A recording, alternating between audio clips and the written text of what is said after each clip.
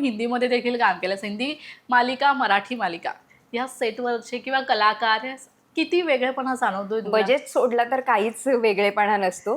तिथे बजेट उत्तम असतं, त्यामुळे सगळीकडे सगळंच मोठं मोठं होतं. Costume, set, environment, 3 setup camera आणि असं सगळं. आणि इथे कम्युनिकेशन होतं व्यवस्थित? हो. आणि काय झालं, आमच्या इथे अर्धे कलाकार हे मराठीच होते.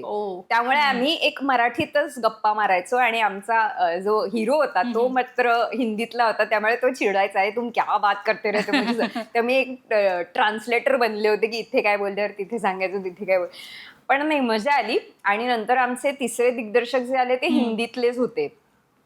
तर त्यामुळे थोडी धाकधूक होती, कारण पहिले 2 दिग्दर्शक मराठीच होते. त्यामुळे त्यांनी माझं मराठीतलं काम पाहिलं तर आपण एक ओके ओके असतं ना, की हा यांना माहिती ऍटलीस्ट मी काय करू शकते, कधी घडले तरी ते सांभाळून घेतील. हिंदीतले आलेले तेव्हा खूप भीती वाटत होती की त्यांना असं नको वाटेल की किसको कास्ट किया.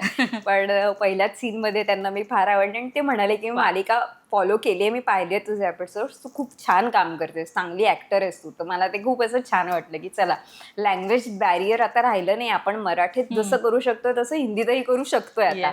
सो एक वेगळा कॉन्फिडन्स पण डेव्हलप झाला.